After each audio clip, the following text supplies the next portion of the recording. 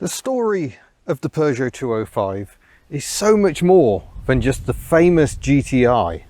I'm here to prove that any Peugeot 205 is good fun to drive. This one has a 1769cc diesel engine without a turbocharger, and I'm still going to make the case that this is a fantastic little car.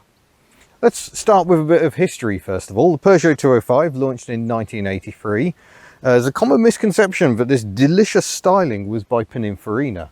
Now it's a bit more complicated than that. If you Google Project M24 Peugeot, that was the development code for this car. And you will see that there were actually styling proposals from Pininfarina. The first one was hideous. And as the designs evolved, both in-house and with Pininfarina, they came closer together. So I think it's fair to say that those teams working together helped hone this shape as the teams competed against each other. A bit like Bertone with the Citroën Xantia and the XM. While Bertone is credited with them, the Citroën designers did an awful lot of design work which looked very similar. It just seems to be how PSA, the group that owned Peugeot and Citroën at the time, worked. It's just what they did. They linked up with Italian styling houses rather, and their teams worked together. Pininfarina did do the exceedingly pretty cabriolet version with a roll bar in the middle. Very, very nice. I think they might have even been those body shells built at Pininfarina. But yes, this car, one of the most successful cars ever, really. Peugeot managed to sell over 5.2 million 205s between 1983 and 1998. To put that into perspective, Renault managed to sell the same number of Renault 5s between 1972 and 1986. And it was that success, this burgeoning new super mini market, that made Peugeot realise they had to take notice. And they responded fairly quickly with the 104. But the 104 just didn't have that certain something. The styling didn't quite hang together. But I really do need to give some credit to Gerard Velter, because he was the person who was actually named as the stylist of the 205. I think that's probably unfair as well. He had a whole team working under him. He became eventually the director of styling at Peugeot for 9 years, until his retirement in 2007, I think it was. So he and his team were responsible for some of the best looking Peugeots. The 06 range, I think, is where Peugeot absolutely peaked. And also some of the ugliest. The 07s just don't do it for me. The interior of the car was styled by another famous stylist. We'll get to that in a moment. But a neat aside is that Gerard Velter actually did a lot of Le Mans racing. He built one of the fastest cars ever seen at Le Mans. It did 400 kilometers an hour, which is extraordinary in itself. So he was a petrol head, not just a car stylist. But it's the details that really shine through on these cars. I love this very distinctive grille with the Peugeot lion proudly upon the front of it. And just the shape of it, the angularity of the lamps, but the curvature of the wing. I think it all just serves to look absolutely marvellous. And as we come around the back, I think it only gets better. This is a facelift car. The cars were facelifted in 1990, and this is an early one of those facelifts. So it's got slightly different rear lights. We've got these ones which followed the form of the 405. But again, nice little faux grille going on here. Huge, expansive windows, beautiful curves, lovely details. Even the rear wiper, I think, has a lovely bit of style to it. Perhaps that's just me. We've got a single reverse light on these facelift ones and a fog light the other side. I think they always had single fog lights, so one was a blanking plate before. But again, I think the rear lights of the earlier versions are very, very sweet. But yeah, just look how low the waistline is, how slender the pillars are. I imagine a Euro NCAP test would be an absolute disaster for this car. But yeah, it's just a beautiful piece of styling. That 1990 facelift included a move to clear indicators here. They would have been gingicators before this point. So under the bonnet of this example, we have one of the best diesel engines ever made. It's the PSA XUD here in 1769cc form, producing 59 brake horsepower. Got a fuel pump right here, mechanically driven, rubber timing belt.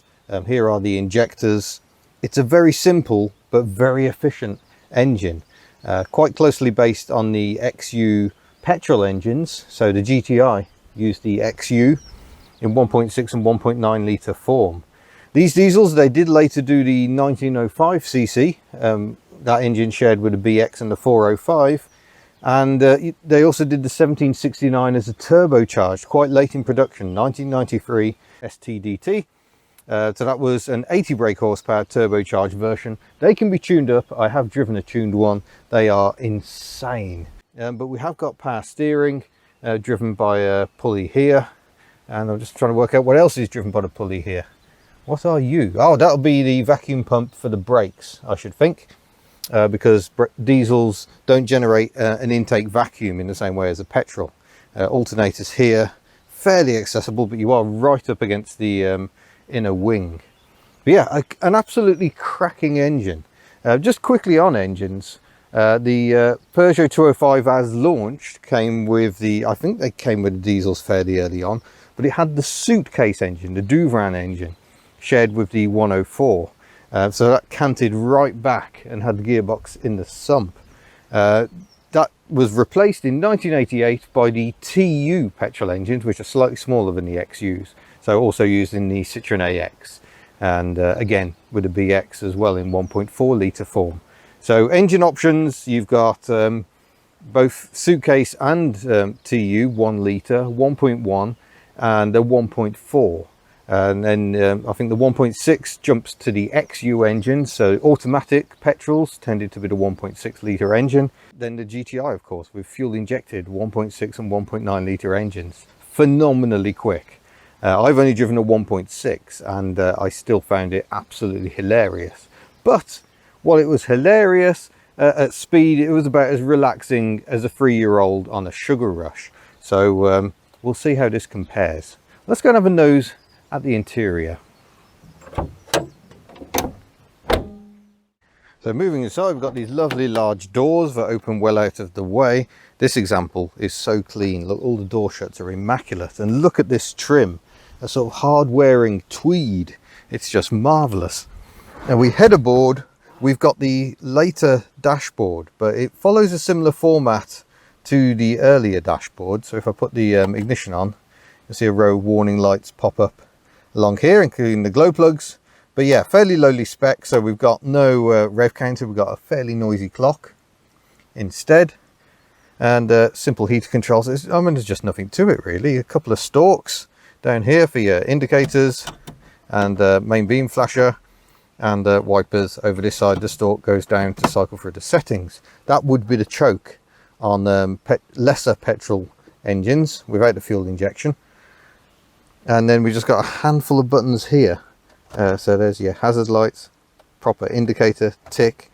We've got a little ashtray here, stereo here, and a little storage flap down here, which is surprisingly large. I'm storing that in there because it's a Sony face-off panel, which makes a really irritating noise. But you can also store your tree ball mints in there. Gearbox, 5-speed unit, and it has to be said, this example, with only 53,000 miles on the clock, this is one of the best gear levers I've ever encountered in a Peugeot. It still feels fresh. It's a very clunky sort of a lever, but yeah, that feels really tight. It feels like this car's done no miles at all. This spec is a GR, and I'm not sure entirely what that gets you. This trim, it would seem, and possibly the power steering. I'm not sure the bottom of the range models, which tended to be the XR, would have had that. But we have got central locking, which doesn't operate from that button. Very noisy central locking. I think that is your luxury item on the GR spec. We've got a little light here which rotates to cycle through the various settings, and some blanking plugs to remind you what you haven't got. No sunroof or anything. It's all fairly minimal, but very nicely styled. And this is the facelift version. The original interior was designed by a man called Paul Brach, which is a name that might be familiar to you. He designed the 1960s Mercedes-Benz range. The beautiful Mercedes SL Pagoda was his work. Yet by the 1980s, he found himself designing dashboards for Peugeot. Perhaps a little unfortunate and undeserved for a man of such great talent. But it's all well and good here. We've got no support for the clutch foot, which I find a little irritating, excuse the sandals, but look, the pedals are dead ahead of the driver. I think the steering column is possibly set a little to the left, but otherwise there's very little wheel arch intrusion, and it's a really nice, comfortable driving position.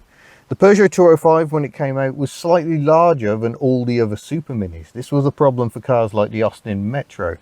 The Metro, very good when it appeared in 1980, but in 1983 you had cars like the Peugeot 205 and the Fiat Uno launched, which were a bit more mature and a bit more spacious and left the little Metro looking a little cramped.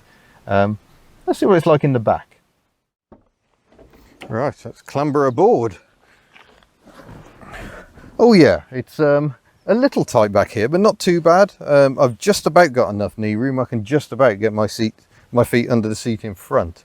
As ever, it's a little cramped for me. My head is just touching the roof, but actually I could travel in the back of this for a short distance, no bother. I might turn down a motorway journey in the back of this car.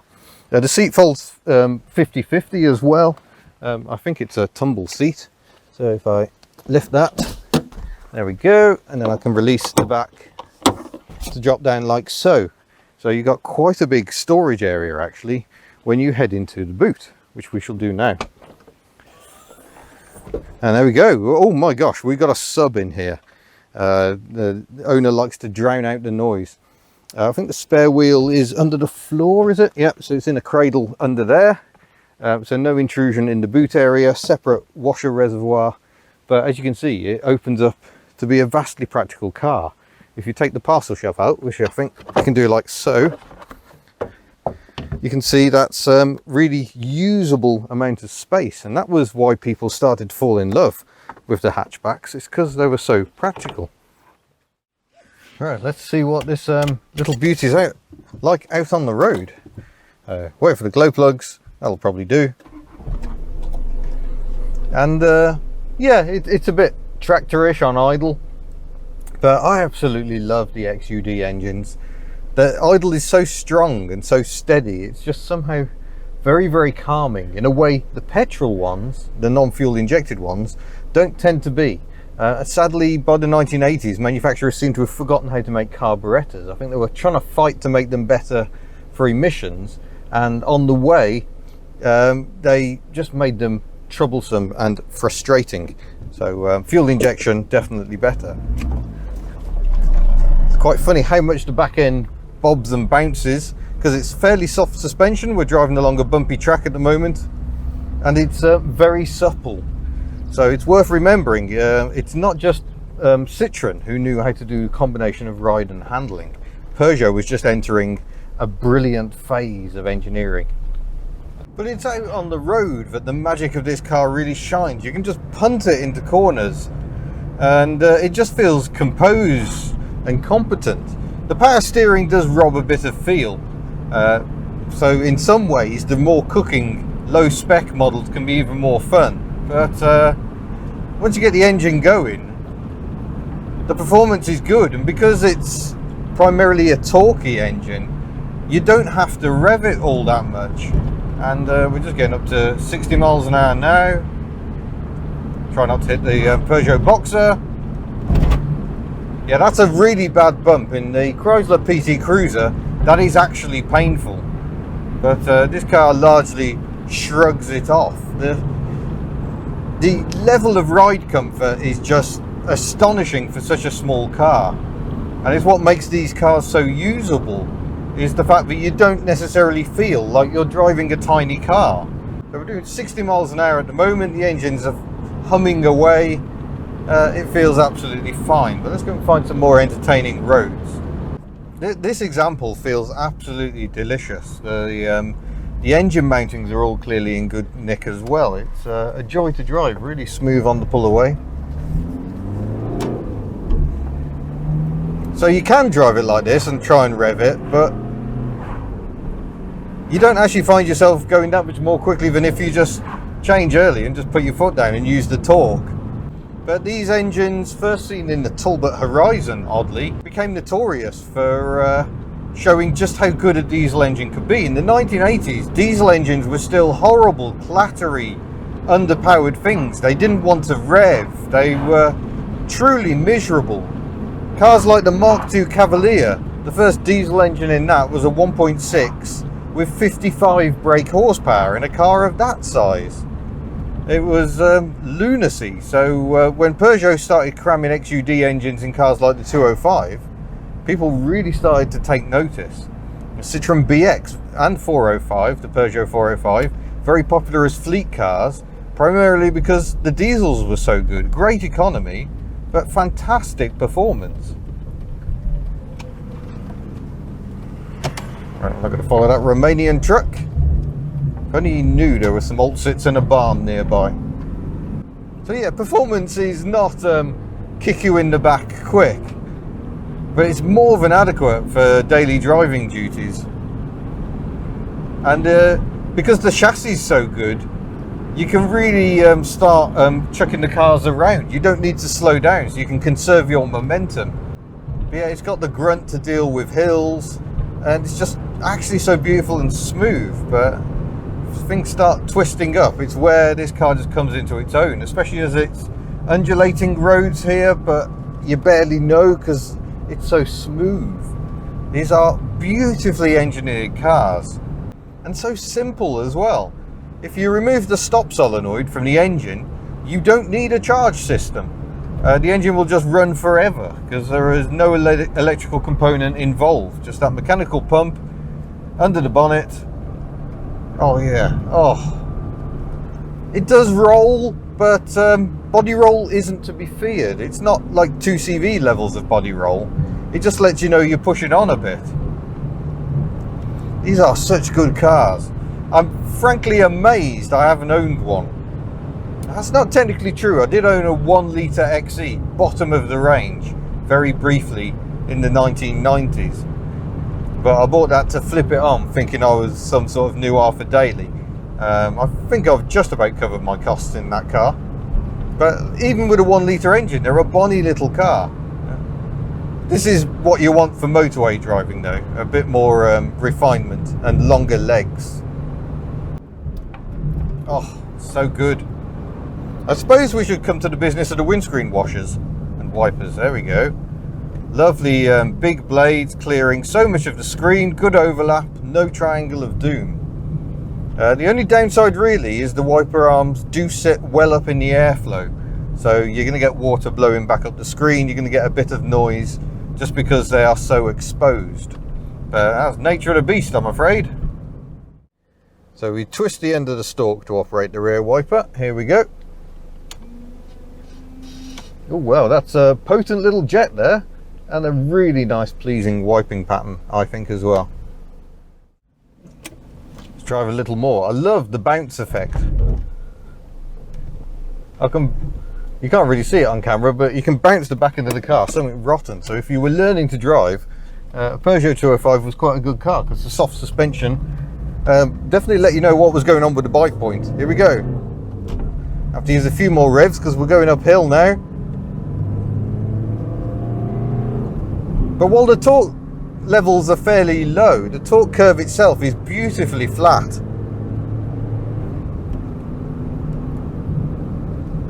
Oh,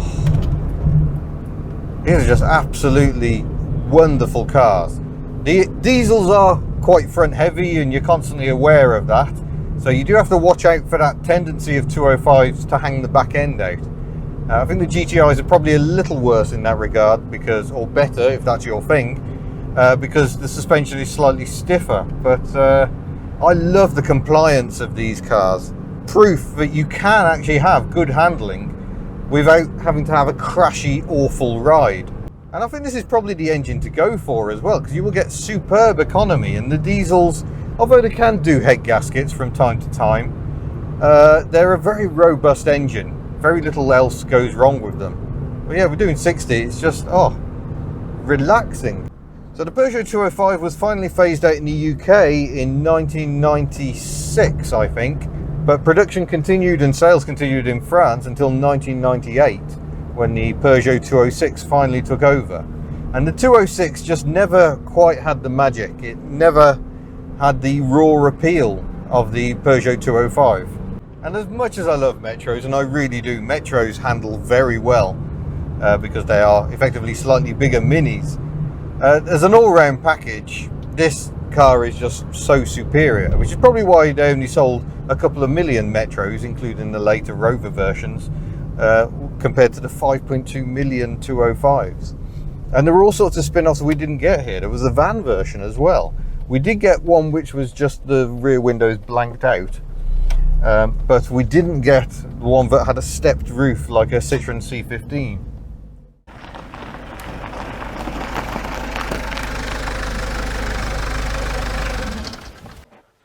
Well, hopefully I've helped shed some light on the lesser Peugeot 205s. These cars are about so much more than the GTIs. Arguably, when it comes to day-to-day motoring, these diesels are absolutely perfect and actually superior to those GTIs, if not quite so squirrely down a country lane.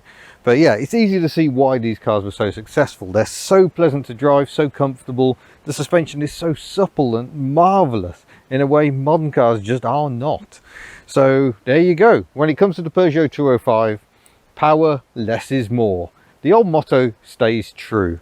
You can find Power Less is More t-shirts and a whole lot more merchandise at hubnut.org. So do go and have a nose. You'll also find donation options there.